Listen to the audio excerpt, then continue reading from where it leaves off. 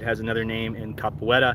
I forgot what it was, but I'm going to call it a ground leap today. So this is the ground leap tutorial, and I'm going to show it to you right now real quick, and then we're going to go through the step-by-step guide of how this goes. So this is what a ground leap looks like. All right, starting from the CC position here. Okay, I went away from you. If I go to the side, and then the other side. All right, so that is what the ground leap looks like.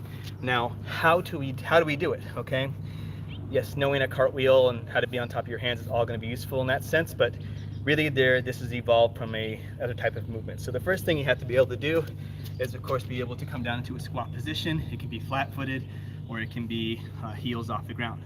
This is the first thing you have to be able to do, and you need to be able to have a little bit of weight more forward. Upright's okay, but you don't want to be falling backward like this.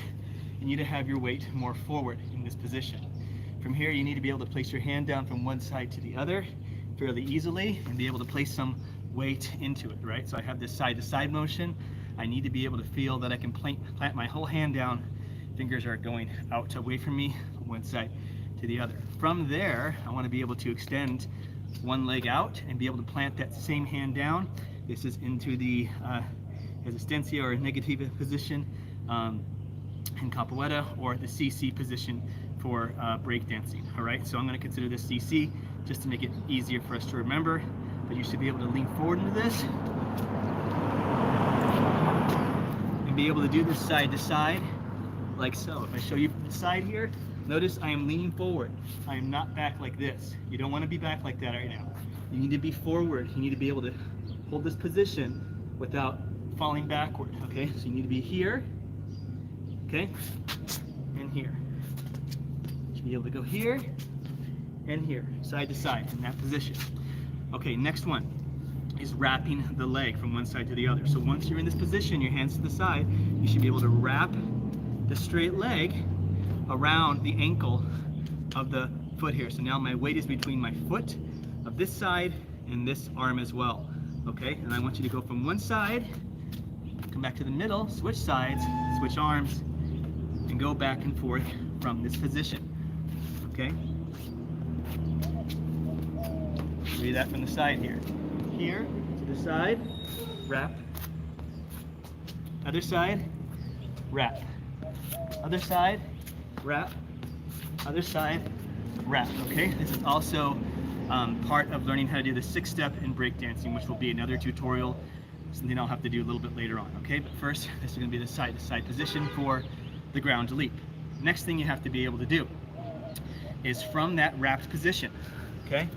From this wrapped position, like so, okay, I need to be able to extend my knee, my hip, and my shoulder, all while extending the leg out to the side. It looks like this.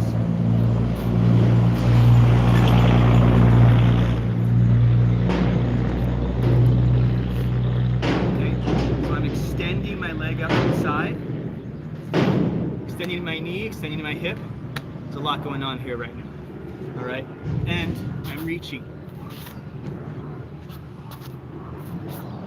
All right, you need to be able to do that. So you have to have some extension going on there. Here's with the other side.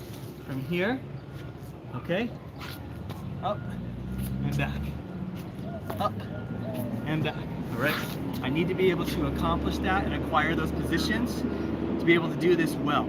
Okay, so that's the next thing. Now, you have a tiny little jump you have to do while supporting your whole body into the extended arm, okay?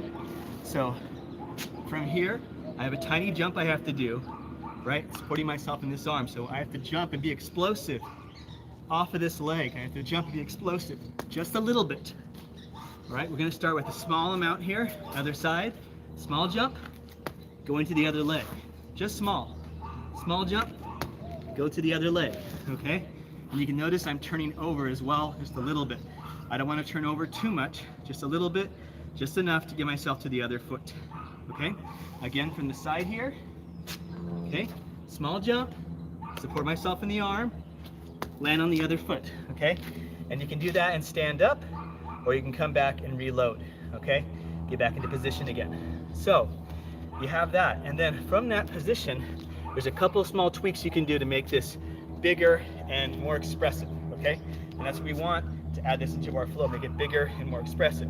The first thing is you want to swing your arm with the swinging leg. So you have your jumping leg and you have your swinging leg, okay? But you got to also swing your arm with that.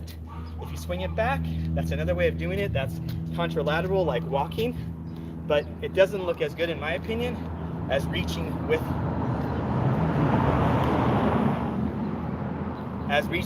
the leg, okay? So for example, if I'm here, this is with the arm swinging with me, okay? Swinging with me, it goes here, and it swings with me. If I swing it away or backwards, contralateral, okay, that would look like this. Most people are going to do the contralateral one because that's what they've been doing their whole lives when they're walking like this, okay? That's a very natural position to do. Nothing wrong with that, but you need to be aware that that's what you're going to do, okay? Nobody walks around like this, unless like you're in an old Western movie and you're about to have a showdown in the middle of the streets, okay? That's the only time people do that. Maybe those weird big blocks from Super Mario. Anyway, I digress. So, swinging the arm with the swinging leg. So that looks like, if I'm here, this is the swinging leg, and swing the arm at the same place, right? This is not the posting arm, obviously you can't swing that one. It's this one here. So if I'm here, I swing it with me, okay? If I'm here, I swing it with me. And that's gonna give you a lot more power and momentum, the direction you wanna go, instead of it holding you back, okay? So that's one tip. The other one is making sure that you are really trying to push your hips up into the bridge position. So to practice that, similar to the macaco, okay, is you're going to work on pushing the hips up and feeling this bridge, okay? Push the hips up, feel the bridge, feel the shoulder back here, pulling back. You'll feel the muscle behind you here working really hard when you're doing that, okay?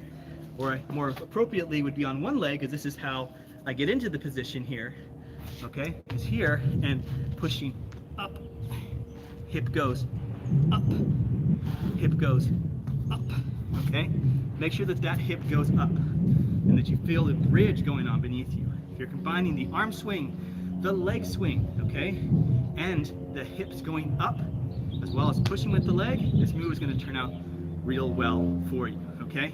So lastly, this leg needs to be swinging straight. In order to feel it straight, what do you have to do?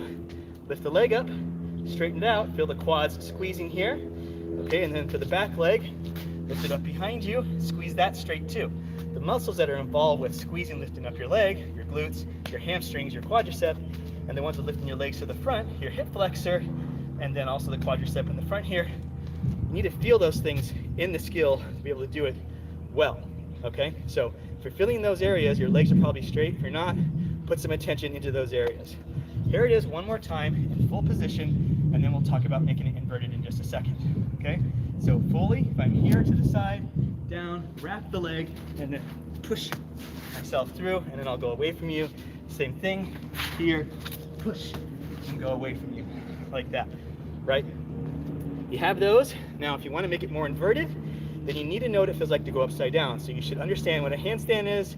You should be able to feel what an inverted handstand feels like and coming down from that position in order to make this more inverted and feel more comfortable upside down. This is where your cartwheel, where your handstand, all those things come into play when doing this skill, okay? Because if you understand that, then you can actually jump your hips up into that position more and make it more of an upside down position skill where you're more inverted like so, and then maybe on this side as well, which is my harder side to do. So that's pretty much it, okay? If you have any questions, please let me know. All of these different skills that I'm putting up here live, we're gonna put into a combination, and you're gonna see how it all goes together. But again, if you have any questions, let me know, comment down below, and keep moving, keep being you, and y'all have a great day. Let's end it. And alive, thank you.